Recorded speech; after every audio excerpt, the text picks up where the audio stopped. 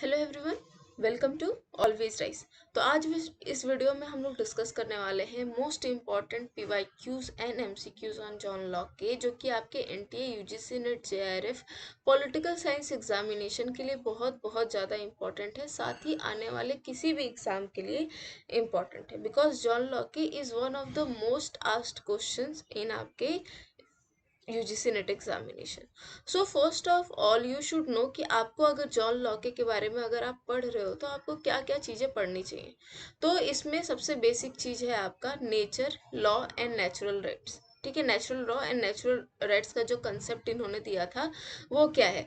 State of nature कैसा होता है, theory of property, theory of consent, political obligation and the ends of government. अब यहाँ पर आपका एक क्वेश्चन आया था जो कि इंक्लूड नहीं किया गया है, we have done in other questions as well, कि कौन सी ऐसी थियरी थी जिसको जो है जॉन लॉके ने बहुत अच्छे से एक्सप्लेन नहीं किया था। ठीक है, लॉके एंड पनिशमेंट, उन्होंने पनिशमेंट के बारे में क्या बोला है, दैट वाज आपका यहाँ पे तो आंसर हो गया थियरी ऑफ कंसेंट, आपका जो किसको सही से एक्सप्लेन नहीं किया था जिसकी वजह से लॉके को क्रिटिसाइज किया गया था। सो that is one question. Separation of powers and the dissolution of government. अब एक आपके लिए इंपॉर्टेंट चीज आ जाती है कि जो अभी तक आपसे क्वेश्चन नहीं पूछा गया है, दैट इज आपका टॉलरेशन पे। तो यहाँ पर आपके जॉन लॉके ने 3 जो है लेटर्स लिखे थे टॉलरेशन के लिए, जिसमें इन्होंने बताया था कि जो आपके चर्च हैं उनको क्या करना चाहिए, उनको किसी भी तरीके का कोएर्सिव जो है पावर का यूज नहीं करना चाहिए टू ओवर देयर मेंबर्स। ठीक है, क्योंकि जो ट्रू रिलीजन होता है वो भी इस चीज को क्या करता है कि आप अगर कोएर्सिव पावर का यूज करते हुए अगर आप ला रहे हो मेंबर्स को, so that is not good. So उन्होंने जो है थियरी मतलब टॉलरेशन की बात करी थी और उसमें उन्होंने 3 लेटर्स ऑन टॉलरेशन लिखे थे। अब ये क्वेश्चन आया नहीं है तो this becomes very very important for you. So make sure कि ये चीजें आप पढ़ लेना। ठीक है, so let's move on to our questions.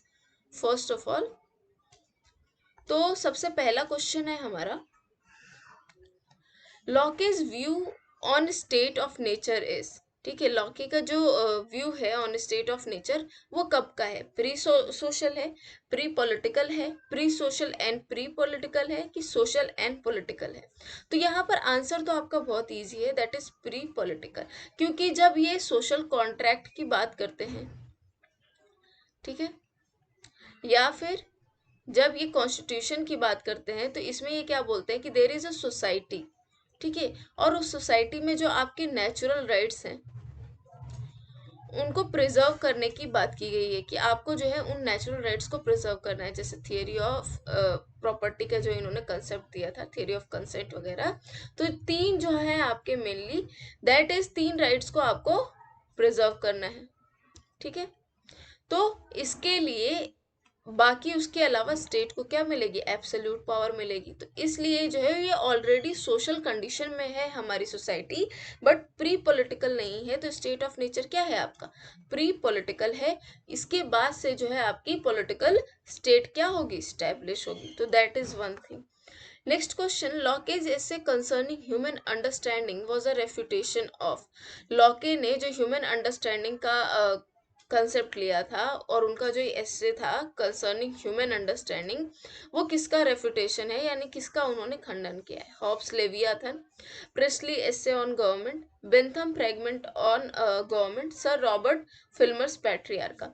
Now here you have to remember one thing, what is that thing, कि John Locke was majorly influenced by Hobbs.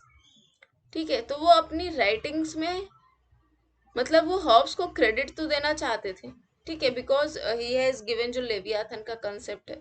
लेकिन उसी टाइम पे जब हॉब्स ने आपके लेवियाथन का कंसेप्ट दिया था, तो क्या हुआ था, चर्च ने जो है उनकी बुक को जला दिया था, बैन कर दिया था उनके लाइफ टाइम में, दो it was one of the most क्या कहते हैं इन्फ्लुएंशियल बुक। ठीक है, तो इस बुक को जब पूरा बैन कर दिया, बहुत ज्यादा क्रिटिसाइज किया था, तो फिर जॉन लॉके जो है उन्होंने कभी भी मतलब हॉब्स को डायरेक्टली ना तो क्रिटिसाइज किया है ना ही उन्हें प्रेस किया है। तो इसलिए उन्होंने किसका एग्जाम्पल लिया, सर रॉबर्ट फिल्मर का। ठीक है, सो जब भी आप देखोगे ना कि वो किसको क्रिटिसाइज करते हैं, तो फिल्मर को क्रिटिसाइज करते हैं, दो he was majorly influenced by Hobbes. ठीक है, तो ये इनके इनडायरेक्ट सपोर्ट बन गए। ठीक है, तो दैट इज आपका सर रॉबर्ट्स फिल्मर्स पैट्रियार्का। यहीं से आपको ये भी पता होना चाहिए कि पैट्रियार्का किसकी है, तो वो है आपकी फिल्मर की। नेक्स्ट क्वेश्चन है, John Locke's two treatise on civil government is a critique of. ठीक है, जो इन्होंने two treatise on civil government दिया वो किसका क्रिटिक है। सो यहाँ पर भी आपका आंसर इजी हो जाएगा, दैट इज आपका फिल्मर। नेक्स्ट क्वेश्चन है, for Locke which of the following is not true in the case of social contract. Locke के हिसाब से कौन सा जो है सही नहीं है in the case of social contract. सबसे पहला, contract once made is irrevocable. ठीक है, यानी कॉन्ट्रैक्ट एक बार अगर बन गया तो उसको हम इरिवोक नहीं कर सकते, मतलब उसको हम खंडन नहीं कर सकते। Second, contract to which each generation must not consent. यानी कि अगर एक बार आपका कॉन्ट्रैक्ट बन गया तो जितने भी आगे आने वाली पीढ़ियां हैं कोई जरूरी नहीं है कि उनकी सहमति हो। ठीक है, नेक्स्ट है आपका contract in which men give up some of the rights they possessed in the state of nature. यानी कॉन्ट्रैक्ट ऐसा हो जिसमें आपके जो लोग हैं वहां पे वो अपने कुछ राइट्स को क्या करे, स्टेट को दे दे in the state of nature. ठीक है, and contract does not put an end to the law of nature. और कॉन्ट्रैक्ट जो है वो लॉ ऑफ नेचर को ऑन मतलब उसको खत्म नहीं करता है।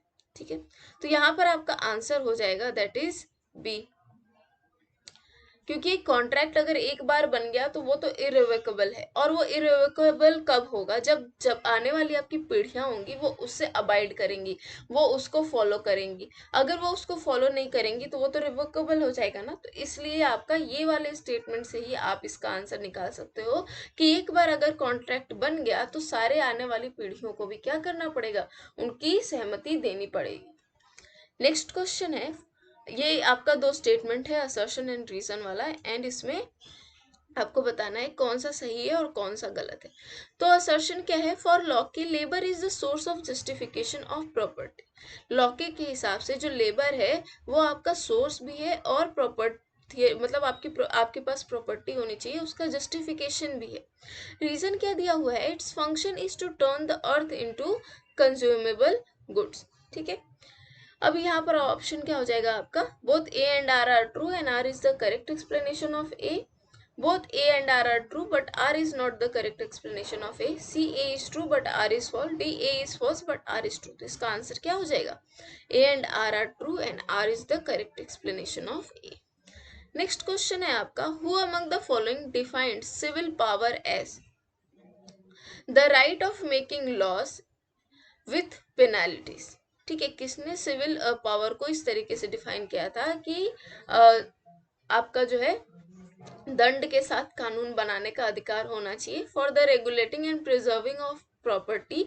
यानी अगर आप प्रॉपर्टी है आपके पास तो उसको रेगुलेट करने के लिए, उसको प्रिजर्व करने के लिए, और and of employing the force of the community यानी labour in the execution of such laws. ठीक है, तो अगर आपको प्रॉपर्टी को प्रिजर्व करना है, सेव करना है, तो ऐसे में आपको कुछ ऐसे लॉ भी बनाने पड़ेंगे जिसमें आप पनिशमेंट भी दे रहे हो। ठीक है, तो ये कंसेप्ट किसने दिया था, तो ऑब्वियसली ये कंसेप्ट आपका जॉन लॉके ने दिया था। और यहाँ से ये क्वेश्चन आया है आपका, that two treatise on civil government. ठीक है,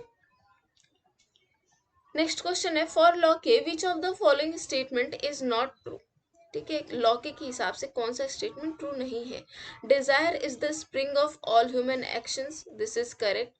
There are universally binding moral laws, we will see to it. The state of nature is a state in which men are equal and free to act within the bounds of law of nature. यानी state of nature ऐसा है जिसमें सारे man क्या है, वो equal हैं, free हैं, और लॉ ऑफ नेचर के हिसाब से वो क्या कर सकते हैं, अपने डिसीजन ले सकते हैं और उसी हिसाब से एक्ट कर सकते हैं। men make a contract to enter into civil society। यानी जो लोग हैं वो they are making a contract so that कि वो सिविल सोसाइटी में एंटर कर सके। सो ये तो आपका करेक्ट है, ये भी करेक्ट है, तो आपका गलत क्या हुआ, बी। तो यहाँ पर सिर्फ क्या हो जाएगा आपका आंसर बी, यानी there are no universally binding moral laws. सबके जो मॉरल लॉज हैं वो अलग अलग होते हैं। ठीक है, so that was the concept of आपका law. Let's move on to next. For John Locke, which of the following statement are not true? ठीक है, कौन सा स्टेटमेंट सही नहीं है, the true state must be constitutional, this is correct. The state is limited not absolute, ठीक है, this is also correct.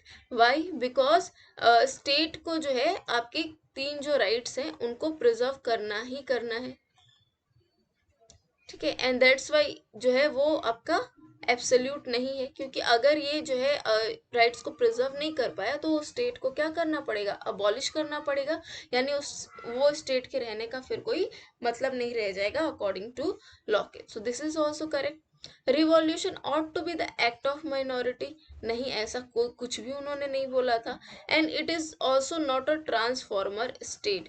Now this is wrong, it is a transformer state in the sense कि अगर they are not able to preserve the rights and everything, then the state must transform itself so that it can do its duties better, ठीक है। तो आपका this is also wrong, so आपका answer क्या हो जाएगा, C and D.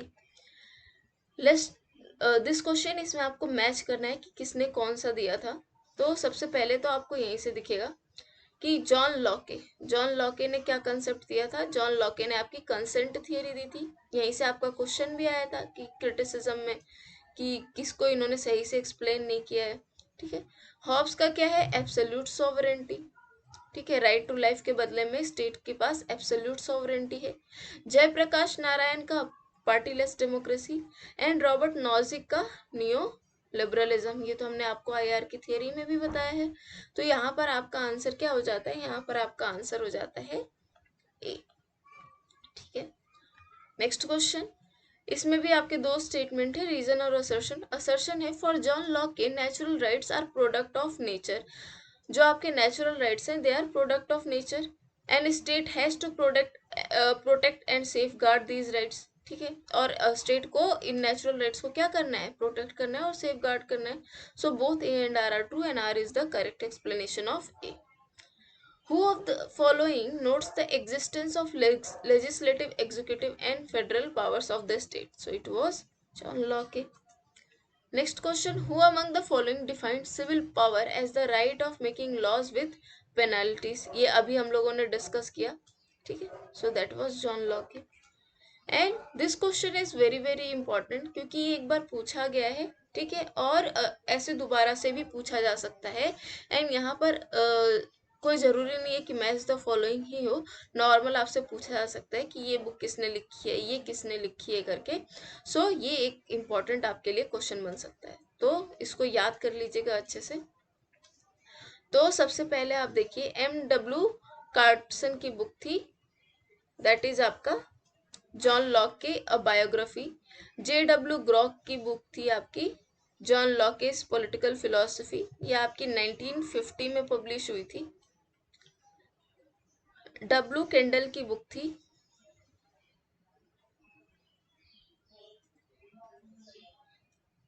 John Locke and the doctrine of majority rule, यह आपकी पब्लिश हुई थी 1941 में। एंड रिचर्ड कॉक्स की बुक थी आपकी Locke on peace and war, ठीक है। तो यहाँ पर आपका आंसर क्या हो जाएगा, यहाँ पर आपका आंसर हो जाएगा सी, ठीक है। So that was all from my side. I hope you like this, and if you want daily questions you can join this telegram group, that is PSIR by Ankita Gupta.